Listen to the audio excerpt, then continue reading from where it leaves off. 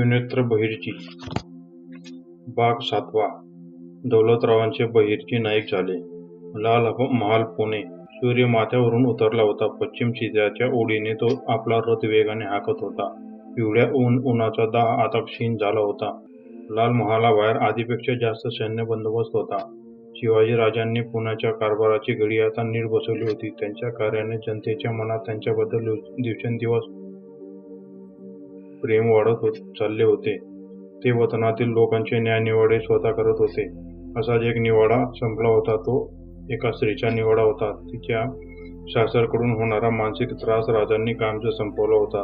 राजांनी त्या स्त्रीकडून राखी बांधून घेतली होती. या मागचा त्यांचा हेतू स्पष्ट होता. त्या स्त्रीचे कसलेले मनोबल शिवाजी राजा भाऊ आहे या विचाराने उंचावले होते आणि शिवाजी राजांच्या बहिणीला त्रास देण्याआधी या सासरच्या मंडळींना 10 वेळा विचार करावा लागणार होता.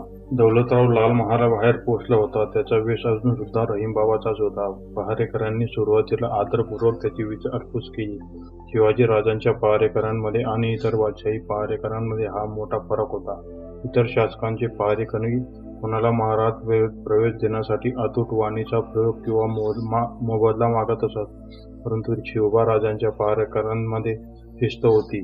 जनतेसाठी राज्य स्थापनेचे विचार त्यांच्या मस्तिष्कात भिनले होते. बाबा, तुम्हाला आता राजांना भेटता येणार नाही. पहारेकराने नम्रतेने नकार दिला. काय भेटता येणार नाही? मी फकीर आहे म्हणून? साधू असतो तर भेटू शकलो असतो का? दौलतरावाने असा मुद्दाम प्रश्न विचारला होता. ही पहारेकरीची परीक्षा होती असे नाही, पण राजे आता शिंदले असतील. सकाळपासून निवाडे करत आहेत. दुसरा पहारेकरी म्हणाला. हे तुम्ही ठरवणार? रहीम बाबा पहारेकरांची उर्दू भाषेत बोलत होता. होय राजे, आम्हीच काळजी घेतो. गरज नसेल तर ते आम्हाला जास्त वेळ उभं राहू देत नाहीत. पहारेकरांची योग्य ती वेळ ठरवून दिली आहे. मग आम्ही त्याची काळजी घ्यायला नको? तुम्ही उद्या या. इतक्यात शिवबा राजांचा बालमित्र नारायणराव महालाच्या बाहेर आला. एका फकीराला शिवबा राजांना भेटण्यासाठी द्वाररक्षकांशी हुज्जत घालताना त्यांनी पाहिले आणि तो कराने आवाजात म्हणाला. तुम्हाला राजांना भेटायचे आहे? काही कारण? तुम्ही राजे आहात का? दौलतरावाने नारायणरावाला ओळखले होते, परंतु नारायणराव मात्र दौलतरावांना ओळखू शकत नव्हता. मी दौलतराव आहे असे सांगून बाबा राम रहीम शिवाजी राजांना सहज भेट घेऊ शकत होता, परंतु तो मुद्दाम उलट उत्तर देत होता. यामागे तर नक्कीच त्याची काहीतरी नीती होती. हे बघा, सरळ तुम्हाला शब्दात विचारलं आहे. तुम्ही उत्तर वाकड्या शब्दात देऊ नका. नारायणराव 2 पावले पुढे झाला. सरळ उत्तर ऐकायचे असेल तर मी विजापूरहून आलो आहे. बाबा रामरहीम नारायणरावाच्या नजरेशी नजर भिडून म्हणाला. नारायणरावाने रहीम बाबाकडे साशंक नजरेने रोखून पाहिले. उत्तर ऐकले ना, आता तरी जाऊ द्या, म्हणत रहीम बाबाने द्वाररक्षकांनी अडून ठेवलेले बाळे हाताने बाजूला करत आत जाण्याचा प्रयत्न केला, परंतु द्वाररक्षकांची बाल्यावरची पकड मजबूत होती. त्यांचा प्रयत्न असफल राहिला. नारायणराव आता क्रोधपूर्ण जोरात ओढत पुढे म्हणाला आणि त्याने रहीम बाबाला कोपराने धक्का दिला. फकीराच्या वेशात तू विजापूरचा हेर आहेस? लाल महाराज, आजपर्यंत कधी कोण्या फकीराला वेतांनाही पाहिले नाही. तुझा उद्देश काय आहे? बोल. नारायणराव चिडून म्हणाला. होय, मी हेर आहे, दौलतरावाने मुद्दाम सांगितले. हेर आहे हा शब्द ऐकला नारायणराव रागाने लालबुंद झाला आणि त्याच्या तत्परतेने रहीम बाबावर झडप मारली. त्याच्या जोरदार धक्क्याने रहीम बाबाच्या हातातले दोन्ही मोठ केसांचा गुट्टा जमिनीवर पडला. नारायणरावाने रहीम बाबाच्या हातातील चिमटा स्फूर्तीने हिसकावून घेतला आणि बाबाच्या पाठीमागून पकडून ठेवत मागूनच हात पुढे घेत गळा आवडला. तुझा उद्देश सांग. बोल. नारायणराव म्हणाला. मी माझं कर्तव्य. पाठीत खंजीर आणि गळ्यात वेदनेमुळे रहीम बाबा अर्धवट बोलू शकला. तुझं कोणतं कर्तव्य? दाखवतो तुला तुझं कर्तव्य, म्हणत नारायणरावाने बाबाचा कडा आणखी घट्ट आवडला. रहीम बाबाला आता तीव्र वेदना होत होत्या. नारायणरावाच्या मजबूत हाताने रहीम बाबाचा गळा आवडला गेला. त्याच्या मस्तिष्काचा रक्तप्रवाह आता खंडित होता, त्यामुळे त्याचे डोळे लालभडक झाले होते. रहीम बाबा जाणून होता की नारायणराव हा तांबड्या मातीतला पैलवान आहे. त्याच्या हाताच्या विळखातून निघणे अवघड आहे. काहीतरी युक्ती वापरावी लागेल. म्हणून बाबाने कसेबसे नारायणरावाला डोक्यापर्यंत उजवा हात पोचवला. नारायणरावाच्या डोक्यावरील पेटा काढून फेकला. त्याचे लांबसडक केस मोकळे झाले. रहीम बाबाने नारायणरावाचे केस सुटल्या सुटल्या ताकदीने घट्ट पकडले. आता नारायणराव वेदनेने तडफडत होता. रहीम बाबाने प्रसंगावता साधून नारायणरावाच्या छातीत कोपराने टोचा मारला. नारायणराव वेदनेने किंचाळला. पहारेकरांनी नारायणरावाच्या मदतीला येऊन रहीम बाबाला पकडले. साखरदंडाच्या विडक्यात जखडून रहीम बाबाला महालात घेऊन जाऊ लागले. शिवाजीराजे सदरेतून निघण्याच्या बेतात होते. इतक्यात त्यांच्यासमोर रहीम बाबा आणण्यात आले. त्यांच्या पाठोपाठ नारायणराव आपल्या डोक्यावर पेटा बांधून आत आला आणि शिवबा राजांना सांगू लागला, राजे हा आदिलशाही हेर आहे. नारायणरावाचे शब्द ऐकताच जवळ उभा असलेला सूर्याजी मालुसरे चवताळत पुढे आला. तुझी हिंमत कशी झाली? रहीम बाबांना मात्र सूर्याजीच्या बोलण्याकडे अजिबात लक्ष नव्हते. तो फक्त शिवबा राजांकडे मंत्रमुग्ध होऊन पाहत होता. 2 वर्षांनंतर त्याने त्याच्या ईश्वराला पाहिले होते. त्याच्या नजरेतील प्रेमपूर्ण भाव ओळखायला शिवाजी राजांना वेळ लागला नाही. त्याच्या ओठांवर हलके स्मित उमलले. त्यांचे स्मित तानाजींच्या नजरेतून सुटले नाही. राजे तानाजींच्या कपाळावर आठ्या उमटल्या होत्या. साखरदंडातून सोडायला सांगा फकीरबाबांना आणि मंत्रणा कक्षात घेऊन या. शिवाजी राजांनी चेहऱ्यावरील स्मित सावरले आणि ते वेळ वळून निघाले. शिवाजी राजांबद्दल शब्दातून तानाजी कडून चुकला होता की हा फकीर बाबा दौलतरावच आहे. दौलतरावाचे इस्लामचे प्रशिक्षण घेऊन जे काही कार्य करणार होता त्याबद्दल तानाजींना माहीत होते.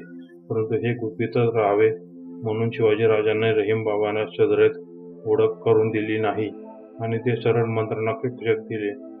तानाजी पटकन पुढे आला आणि त्याचे द्वार रक्षकांना साखरदंड सोडण्याची आज्ञा दिली. शिवाजी राजे आणि तानाजींचे या व्यवहाराने सदरेवरील सगळेच बुचकळ्यात पडले. परंतु शेवटी शिवाज्ञा झाल्यामुळे कुणी त्यावर प्रश्न विचारला नाही. द्वाररक्षकांनी रहीम बाबांना साखरदंडातून मुक्त केले. तानाजीने सगळ्यांच्या नकळत रहीम बाबांकडे पाहून स्मित केले आणि त्याला मंत्रणा कक्षात येण्याचे सांगितले. शिवाजी राजे मंत्रणा कक्षात मोठ्या संयमाने आसनावर बसले होते.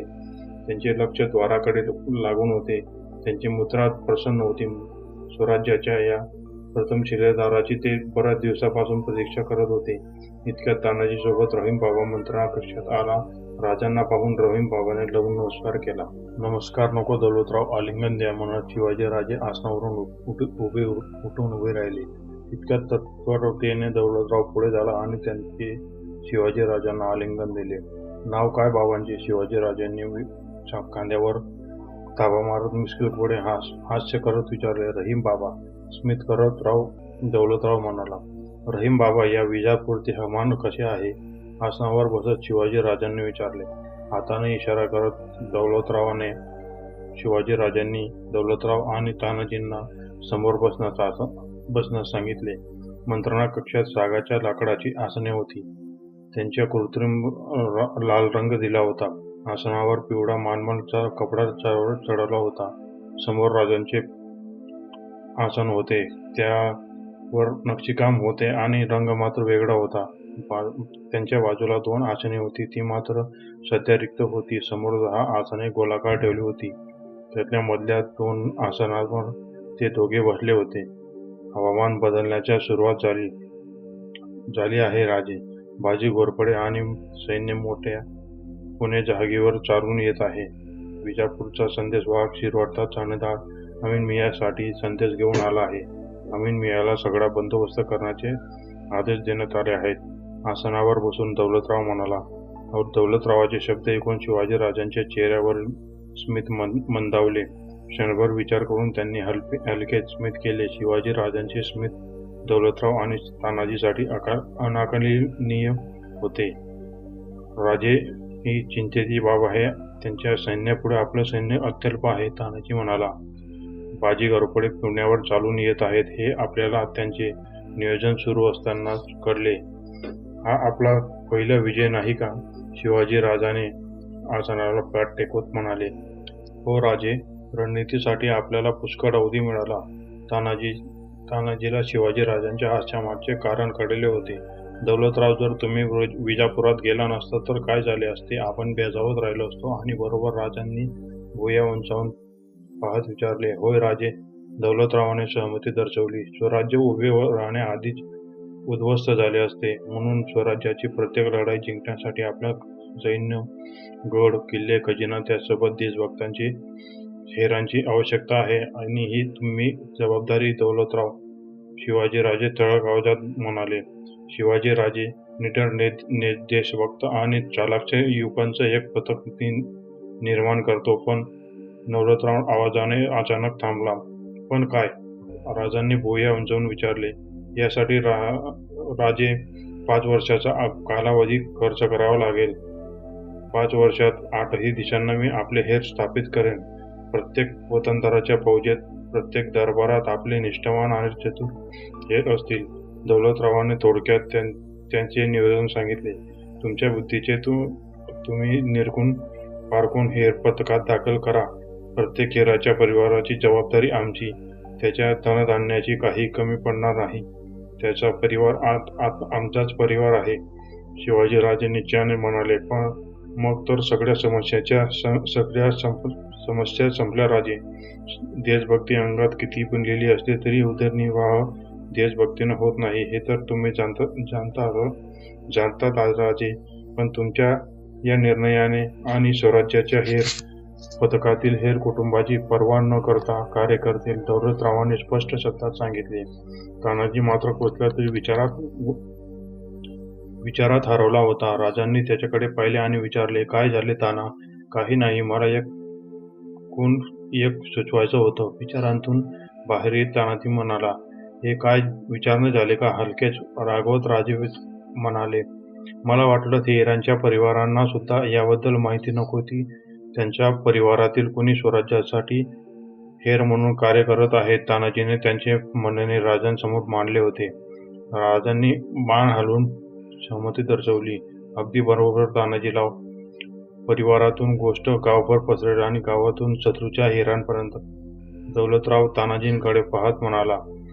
हेराची संपूर्ण गुप्तता राखावी लागेल दौलतराव. संदेश आणि भाषा यांची एक सांकेतिक भाषा ठरवावी लागेल. डोळे बारीक करत एक भुई उंचावत म्हणाले. हो राजे. दौलतरावाने दुजोरा दिला. पथकातील सगळ्या हेरांची नावं आणि वेशभूषा त्यांच्या मूळ नावाशी आणि पेरावाशी विसंगत असावी. राजांनी हेराबद्दलचे त्यांचे विचार पुन्हा सुचवले. हो राजे. त्यांच्या सोबत पथकातील सगळेच हेर बहुरूप घेऊ शकतील असं त्यांना प्रशिक्षण देण्यात येईल, दौलतरावाने सांगितले. आणि बहुरूपी हेरांच्या पथकाचे नाव हेर पथकाचे नाव विशिष्ट असावे. सगळ्या हेरांना आमच्याकडून त्याच नावाने संबोधले जाईल. त्यामुळे हेरांची नाव आणि संख्या कोणाच्या निदर्शनास येणार नाहीत. बोलता बोलता राजांचा हात त्यांच्या कोड्या मिशांवर गेला. अगदी बरोबर राजे. पण हेर पथकाचं नाव काय? दौलतरावाने विचारले. बहिर्जी. राजे ठळक शब्दात म्हणाले. राजांनी हे नियोजन आधीच करून ठेवले होते. बहिर्जी. वा, उत्तम. शत्रू कधी विचारात सुद्धा करू शकणार नाही की बहिर्जी हे शिवाजी राजांच्या हेर पथकाचं नाव असेल. तानाजी स्मित करत म्हणाला. अगदी योग्य वेळ बोलला तानाजीराव. दौलतरावांनी तानाजींच्या बोलण्याला दुजोरा दिला. पण राजे, एक विचारू? डोक्यात काहीतरी विचार अचानक येऊन गेल्याचं तानाजीने विचारले. निसंकोच. राजांनी उजवा हात उंचावून इशारा केला. बहिर्जी हेच नाव का? तानाजीने विचारले. बहिर्जी याच्या नावात हेर पथकाचा अर्थ दडला आहे, शिवाजी राजे हलकेच स्मित करत म्हणाले. दौलतरावाने मस्तिष्कावर ताण दिला. तानाजी सुद्धा कपाळावर आठे उमटवून विचार करू लागला. परंतु बहिर्जी नावातले कोडे त्यांच्या बुद्धीचे सुटत नव्हते. दौलतरावाने मात्र ओठांची एक कडा लांबवून स्मित केले. कदाचित त्याने बहिर्जी नावाला अर्थ ओळखायला होता. त्यांच्या चेहऱ्यावरील प्रसन्न मुद्रेने ते स्पष्ट जाणवत होते. तुम्ही अर्थ ओळखलात वाटतं दौलतराव, शिवाजीराजे स्मित करत म्हणाले. होय. हे बहिर्जी नाव एका कोणी रहस्य कधी ओळखू शकणार नाही, दौलतराव म्हणाला. मी जाणून घेऊ शकतो का? राजे, मला सांगू शकता काय अर्थ आहे त्या नावाचा? हे रहस्य कळलं नाही तर कदाचित आज रात्री मी शांत झोपू शकणार नाही, तानाजी उतावळेपणाने म्हणाला. राजांनी आसनावर बसल्या बसल्या एकावर एक पाय ठेवत आणि स्मित करत म्हणाले. बहिर्जीचा अर्थ आहे बहुरूपी हेर. शिवाजीराजांनी स्मित करत हास्य सांगितले. पण कसं? तानाजी गोंधळला होता.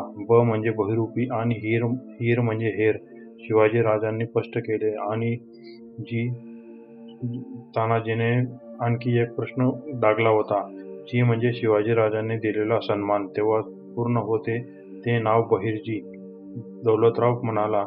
तानाजींच्या चेहऱ्यावर आश्चर्याची एक लहर तडून गेली. त्याने वाक होऊन राजांकडे पाहिले आणि म्हणाला, खरोखर हेर पथकाच्या नावातल्या रहस्य कोणी आकलन करू शकणार नाही. हे राजे अद्भुत. आणि हो, हेर पथकाच्या प्रमुखाचे नाव सुद्धा आम्ही ठरवले आहे, हे स्मित करत म्हणाले. काय? तानाजीने विचारले. दौलतरावाने भुवया अलगद उंचावत मनात राजांच्या मनात काय असेल याचा निष्कर्ष लावण्याचा प्रयत्न करत राजांकडे पाहिले. बहिर्जी पथकाचे नायक म्हणून आपल्या दौलतरावाचे बहिर्जी नाईक हे नाव सांकेतिक प्रज्वलित करण्यात यावे, राजांनी तानाजीला सांगितले. आणि त्यांनी दौलतरावाकडे मान वळवली. ते पुढे बोलू लागले. बहिर्जी नाईक सुद्धा सदैव तुमची ओळख फक्त एक सरदार म्हणून असावी. दौलतराव तुमचं आता तिसऱ्यांदा बारसं झालं असतं.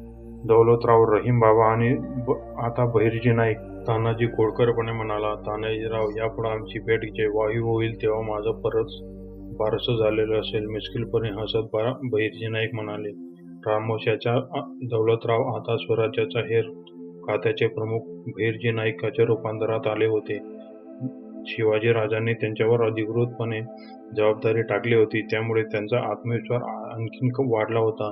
शिवाजीराजांनी आज हेर खात्याच्या विस्ताराची वाट बरीच मोकळी करून दिली. जसे आम्ही तलवारीच्या बदलतो तसे तुम्ही नाव बदला, तानाजी पुन्हा खोडकरपणे म्हणाला.